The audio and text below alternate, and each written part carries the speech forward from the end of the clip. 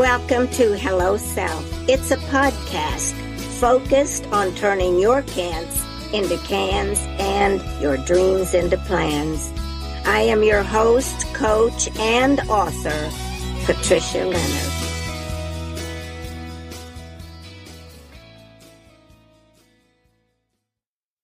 Hello there, and welcome to Hello Self Podcast. I am Patricia Leonard, your host, and today I will be your presenter.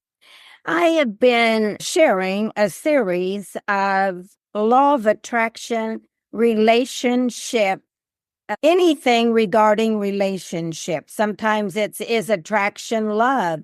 And those of you who have been following me know that I've been doing some research based upon the initial starting of something in my own personal life. And like I said before, they say we write books and songs and all of these things based upon what's going on in our own life. Today, I'm going to be tackling, after some research, the law of attraction regarding workplace romances. And I've got a lot of notes down here that I have gathered from my research. So I'll be reading some, I'll be speaking about some. So I'll just be sharing basically what I've found out, and then anything that happened to be part of my own personal experience. So I've said Workplace Romance is series number 9 in my Law of Attraction series. And it's love and professionalism in the workplace. So workplace romance focused around love and professionalism in the workplace. And this is based upon some surveys done by various Forbes, for one. And I'll highlight some of those particular sites that I looked at, and then you can go check your own if you decide to do that. If not, you can just see if the things that I am sharing seem to be true for you, because this is not scientific. I just read some information on the computer, on Google and some other sites, and then I put it together in this podcast. So here we go. And like I said, I'll be reading some of these because I want to really focus on the research that I've done in sharing with you. In today's interconnected world where people spend a significant portion of their waking hours at work, it's no surprise that romantic relationships bloom there. While workplace romances can bring joy, companionship, and collaboration, they can also present unique challenges. And we're going to talk through some of those today as we go through this series. According to a recent Forbes survey on workplace relationships, 43% of respondents married a current or former coworker, which means that people are twice as likely to meet someone that they end up marrying at work versus on a dating app. Who knew that workplaces were going or giving such matchmaking services for individuals working there for their money? Yes, the average full-timer spends more of their waking hours at work, leaving little time to meet other people or to give any time to a dating site to see what's on there. So in fact, 61% of Forbes respondents cited lack of time outside of work as the real issue around dating someone in the work environment or matchmaking themselves with somebody in the work environment. Another human resource survey found that 81% of workers had dated a coworker at some time in their careers. Now, healthy relationships can transform individual lives and the world at large, including the business landscape, by adopting principles such as empathy, collaboration, authenticity, and inclusivity. We can create a mere compassionate and effective business environment that way. As we prove our relationships, let's not underestimate the potential that they can bring positive change in companies as well as consequences and some positive changes in the world. In this journey toward rational and professional transformation, every step counts. Each of us has the power to contribute to this shift in the environment in the business world. So let's embrace the principles of healthy relationships and watch as they ripple outward. Can they create connection, understanding, and harmonious businesses and world environments? So maybe that's just another way of creating the kind of world that we want, where people don't seem so competitive, but much more compassionate for each other and working together.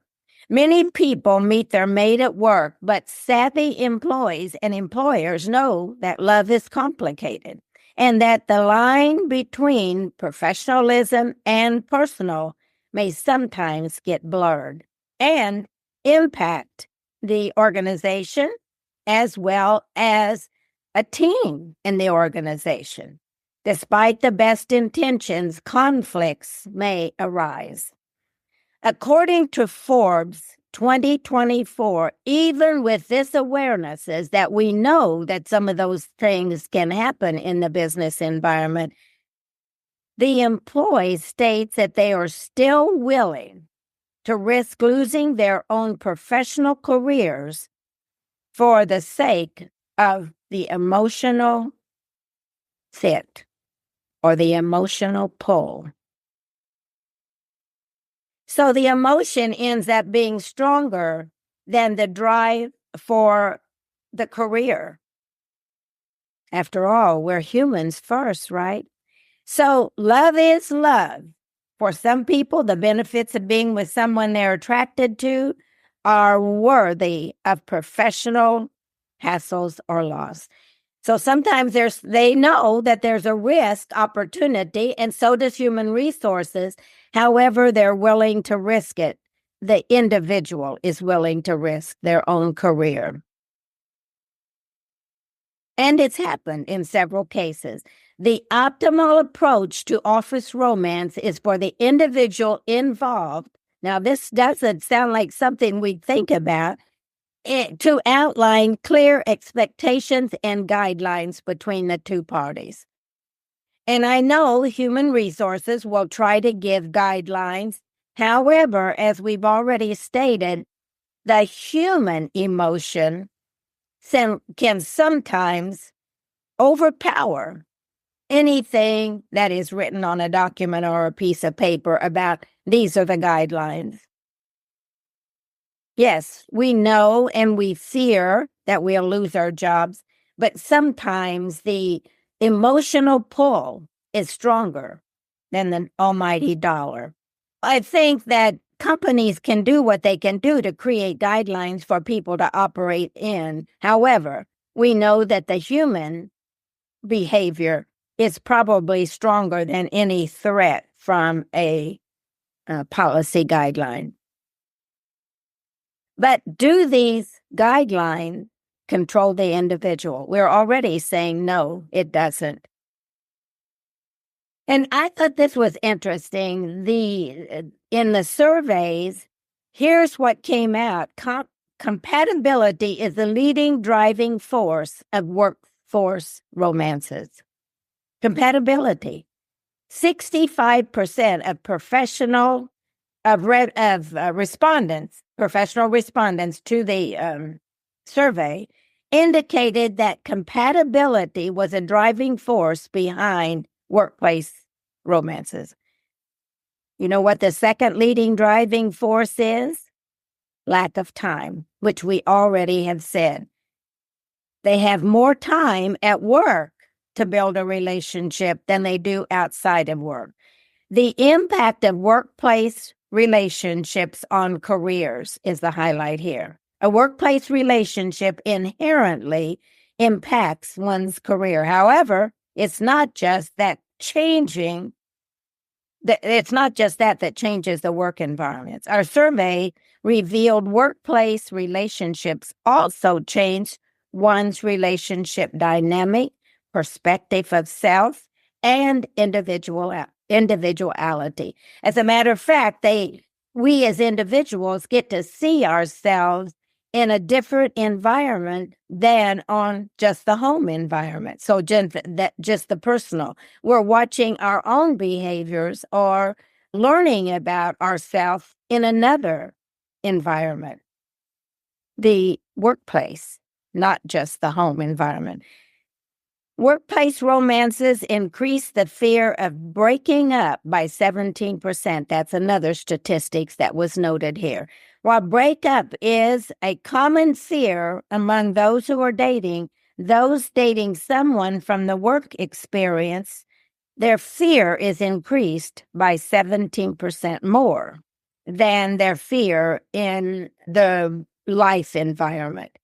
This indicates that an in-office romance can lead to a heightened sense of anxiety surrounding the outcome of the relationship, likely because of the repercussions that could impact their professional life should the relationship end.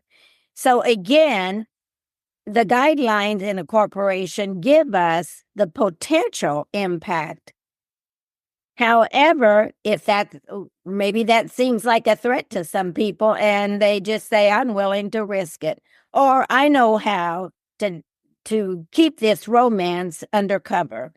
I think it's interesting. We think that we control our emotions. It doesn't matter where we are. Some aspect of our emotions come out.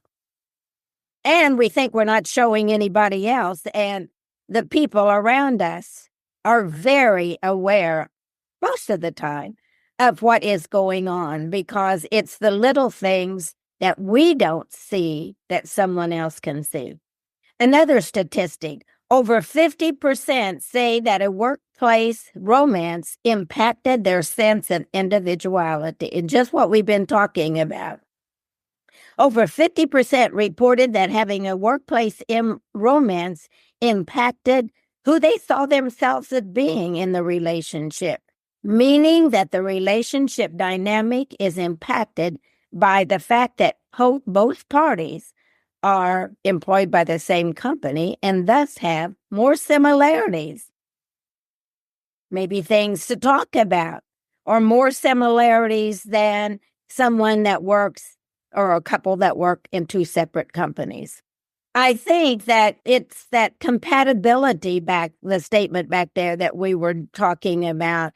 It just feels like you understand each other better. And therefore, the conversations are easier outside of there. Each of us will have our own reasons for what that dynamic creates. However, we know that in the work environment, at least in the past, it's been that sometimes the guidelines were that individuals couldn't work in the same organization, couldn't even work in the same company. And I think now that sometimes since people work from home, they think that this will work out okay. But we always think that we've got everything under control initially as individuals. And yeah, we understand the guidelines of the company, but we've got it under control. So we don't think that those things are going to show, but behavior and emotions often come across. Dating colleagues affect work-life balance. This is another statistic that was pointed out. In fact, the respondents who reported had a workplace romance, 54% said that their relationship affected their work-life balance. For example, 26% reported that workplace relationships affected their ability to schedule vacations or to be off at the same time, depending on the departments maybe that they were in or the requirements of the organization for information output. It it caused a little struggle in managing their own personal life in that. 52% of people reported that their co-workers treated them different. Another statistic that individuals said, in addition to a workplace relationship impacting work-life balance, it also impacts social dynamics in the workplace. Not only did 50% of respondents say that their relationship impacted how their coworkers treated them, but 33% said it increased jealousy, and nearly 50% said it increased workplace gossip. You've been there, right? You think so-and-so's dating so-and-so. I think they've got a crush. I think he's being better to her, or she's doing him favors, or you meet in the cafeteria, and sometimes you might gently touch somebody's hand, and somebody notices that. It's amazing the signals that we give as individuals through our own behavior, and we don't even recognize that. So if nothing is going on, just our behavior sometimes can create gossip. And if it is going on, then the gossip begins to impact us as individuals in our own thinking and our own responding to each other. 40% have cheated on an existing partner with a colleague. So the gossip can go there. I wonder if her husband knows. I wonder if his wife knows. With the prevalence of workplace romances comes workplace affairs. Of those who have workplace romance, a staggering 40% said they had cheated on their partner with a colleague. And again, it's about that's who we're together with most of the time is the people at work. And so we get to know them in a real different way. We get to know how they support us. And maybe you go home at night and your wife or your husband didn't want to talk about anything. But at work, the colleagues there talk and share. I think that you're beginning to see, and you probably experienced some of these things. I know I have experienced these, and almost every one of them. And yes, I have played this workplace game to act like I'm just pulling up statistics. I can tell you for a fact that I don't know about these statistics because these were from surveys.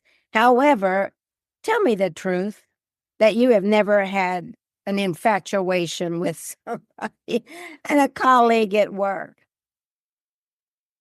43% have married someone they met at work. So it goes back to that dating site. They better be doing something better than just getting us a telephone call or a pretty face or whatever. And I think that's another thing.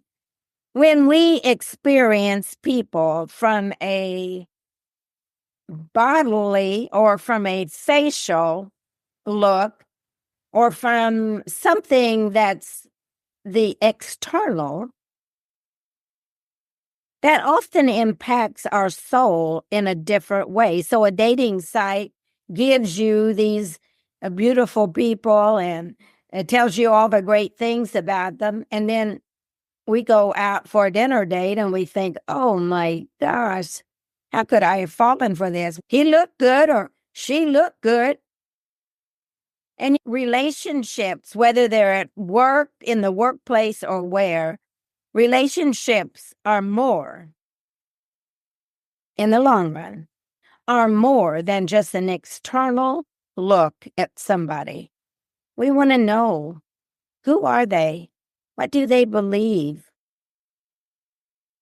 How do they feel about certain things in society?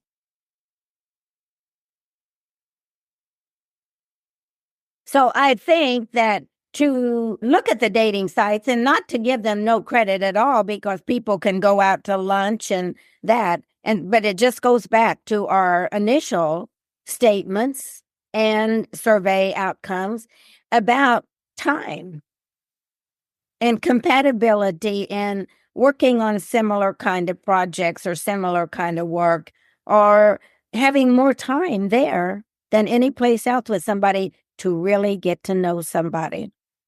43% have met someone that they met at work, as much as many assume that most people meet online these days. And I think that was one of my thoughts too, because I've been single for a long time. But anyway, a lot of my friends say, have you ever gone on a dating site? I only did one night with a friend, and I were playing on one of the dating sites, and I didn't do anything. I never signed up for anything. Oh, yes, I have looked before at those beautiful men. Oh, and thought to myself, I wonder who they are. Maybe I even looked at their profile. And I looked at where they're from, because that's important to me too. And I want to see who they are in different environments. So if they show me a boating picture or travel or an art theater or something, we're all looking for something different. And I think the workplace gives us a chance to look at least at one place, but it's different than just out in a social setting, because we can, are they good thinkers? I want somebody that's smart and somebody that's a good thinker. And so I know, and I want somebody that works with people, that's very diverse. So I'm looking at those kind of things too, and the people are. So it gives them a different viewpoint, and that most people will express themselves more at work than they might in other settings. And sometimes they won't too, because of the ramifications of different thinking. Our survey found that 43% of those have met someone that have dated someone that they met and married someone they met at work. 43%. That's getting close to the 50% point. Versus someone that they met on a dating site. 47% have changed jobs to date a colleague. Now, I thought this was a very interesting statistic. Nearly half of all people who have had a workplace romance have gone as far as leaving their job to pursue their colleague of interest. It just goes to show you that the heart, the spirit, the soul is attracted in a relationship, is attracted more to someone than just who they are or their pretty face or that kind of thing. They've left their job. They're willing to give up things to pursue what they're really interested in. Now, here's another thing that I was thinking about, and this is not to advocate for divorce or advocate for anything, but I am convinced in my own learning that every relationship comes together for a reason, a season, or a lifetime. And sometimes we try to hold on to those relationships because, in my instance, that my family didn't believe in divorce. So we try to hold on to those relationships way beyond the value that they've added to our life or the value that's been added to the other person's life.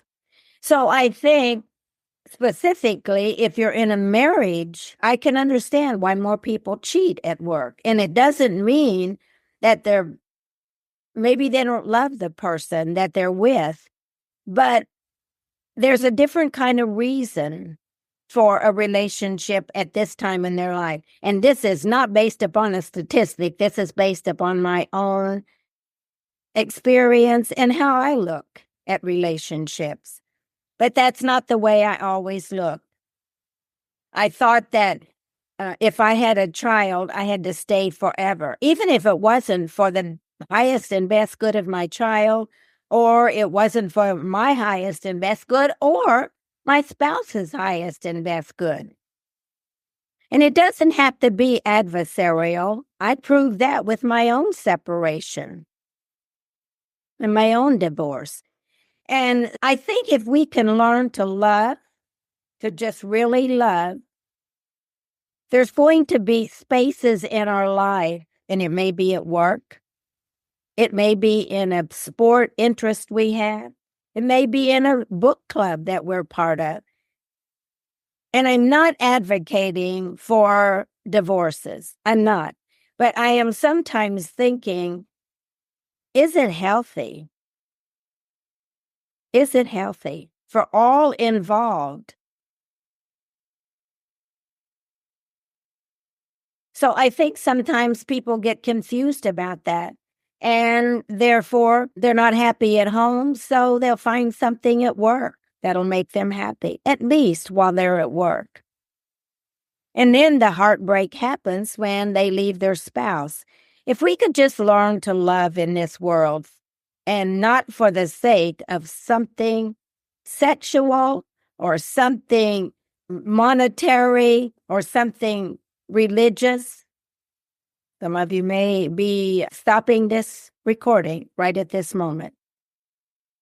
Or something that is not accepted in your religion from a standpoint of a spouse or a marriage type. I always say life is a gift. The way we wrap it is our choice. And yes, there are guidelines in life. There are religious beliefs in life. There are social beliefs in life. So where do you walk? Where do you walk?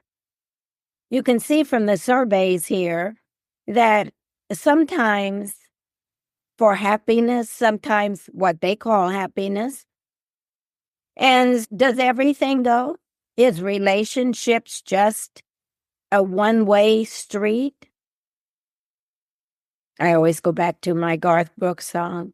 I could have missed the pain, but I would have missed the dance song that he sang, and one of the lines in there.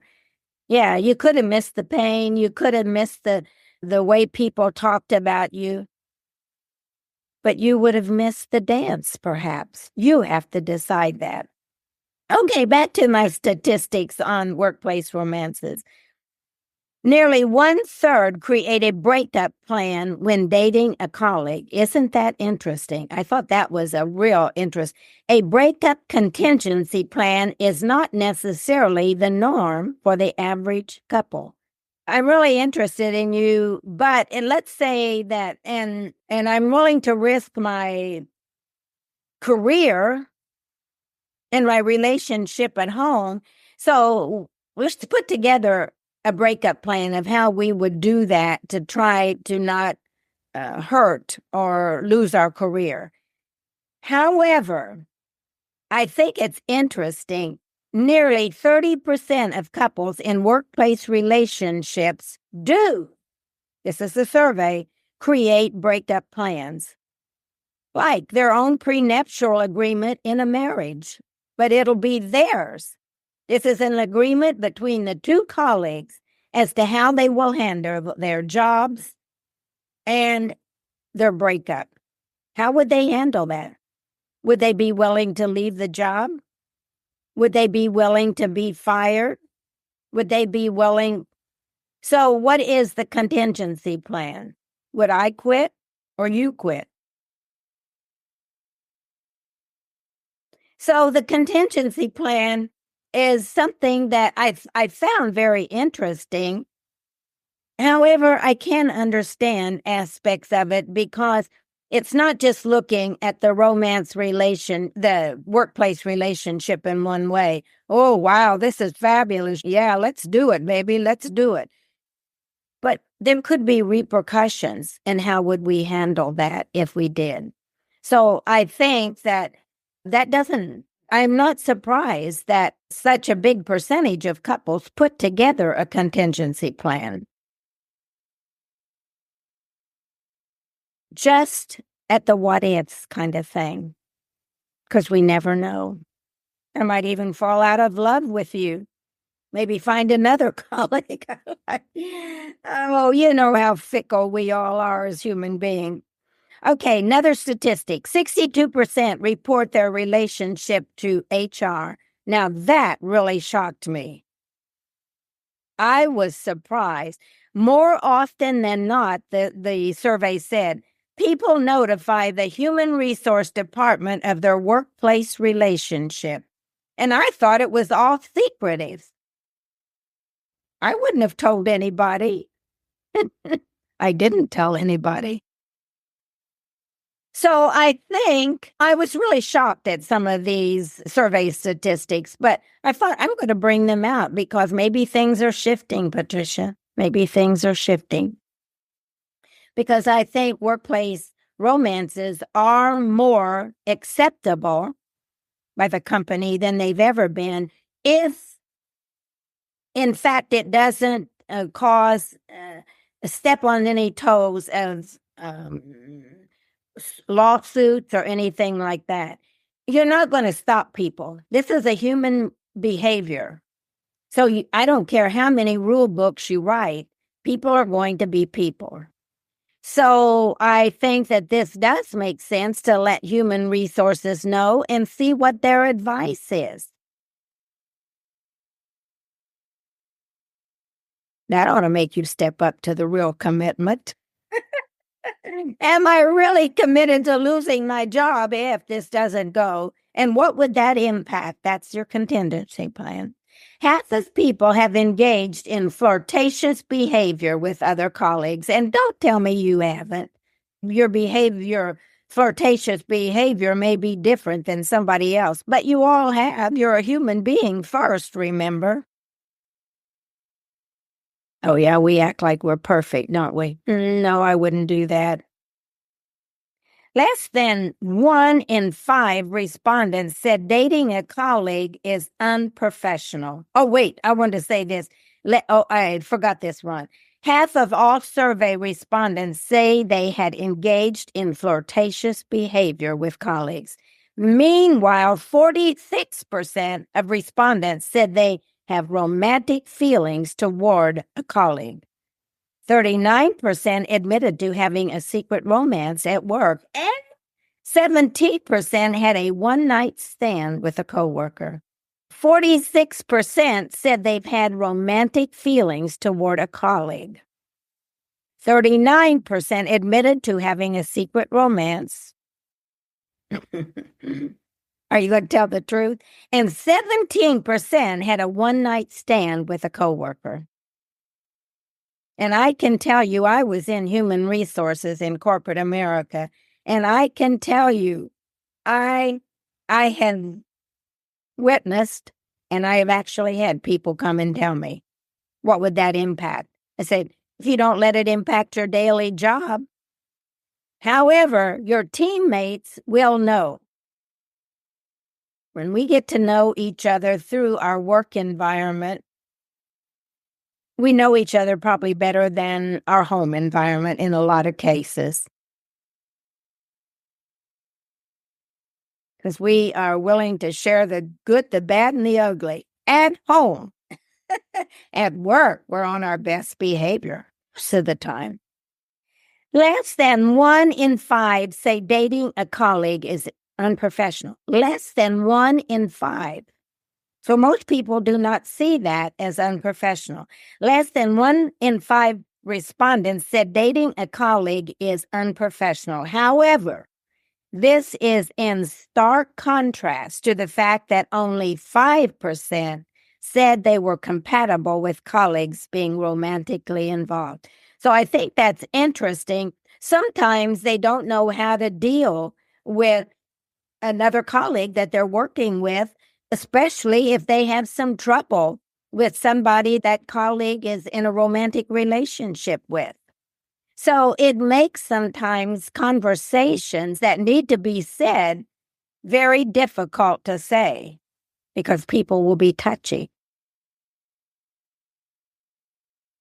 He is so argumentative, and you're in a relationship with him, and you find him so sweet.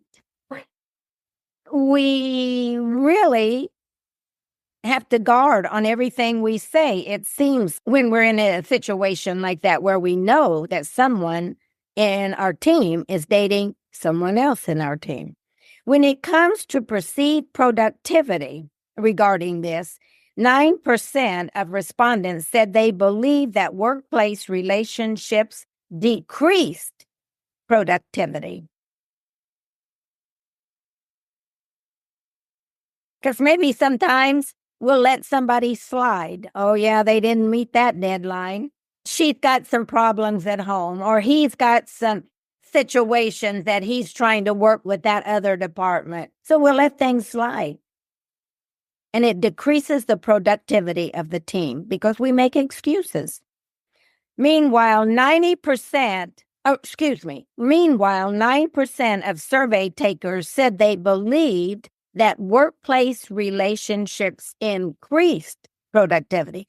So remember, 9% said that they believed that workplace relationships decrease productivity, and 9% said that they believe it increased. It's a personal kind of thing, and there were not outstanding kind of comments either way. It could be that it increases, and it could be that it decreases based upon individuals sharing in the survey. Nonetheless, even though it was a 9-9 percentage on both sides, 14% said it makes them uncomfortable, and they feel like it promotes favoritism. Even though they said it could decrease or increase productivity in the team, 14% said that it makes them uncomfortable, and it seems to promote favoritism in the team, in one colleague to another. So, in summary, it's obvious that there is no clear-cut answer about having a romance in the workplace. And I know you guys were probably waiting for me to say, okay, this is the way it should be. It doesn't matter about the way it should be. It's the way we perceive it and the way we behave, based upon our own perceptions of what can possibly happen, and based upon our own perceptions of how we view that work environment. So there really is no concrete answer. We're human beings first, and then we deal with the environment and the repercussions of that behavior.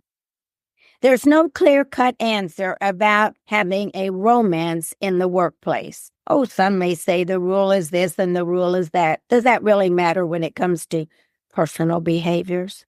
No, we already found that out, that people said no. It is clear, however, that the law of attraction is a human behavior that is not controlled by a company policy, by possible risk, by fears that exist within a human being. They may have fears, but the pull toward that relationship is stronger. In fears that exist within a person by previous relationship commitments. If they may have a relationship or someone they're married to at home or in a relationship. So it says, the law of attraction is a human behavior that is not controlled by a company policy, by possible risk, by fears that exist within a person, by previous relationship commitments, by specific workplace roles and responsibilities, and on. The law of attraction is not controlled by all of those things. It is a choice. Life is a gift. The way we wrap it is our choice. Often human emotions overrule a person's rational commitments to self and to an environment. I was not able to come up with a one-answer resolution for all. As life happens, we each have choices to make in life, even in the workplace environment. Thank you for being here today. This is a wrap on the law of attraction regarding romance in the workplace. I hope you found something or it made you think, even if the statistics didn't resonate with you, if it made you think. Have I been tempted to have a workplace romance? And what would I be willing to trade off if I did? And what would that say to maybe an existing romance I had? There are no answers here today. It's simply a podcast to make you think about who you are, because after all, remember this, the podcast is Hello Self. Thank you for being here today. I am Patricia Leonard, and I am your host for Hello Self Podcast. Thank you for joining Hello Self today, and may it offer insights and inspire you to stay on your runway to success. Like, share, and subscribe. And remember this, keep dreaming.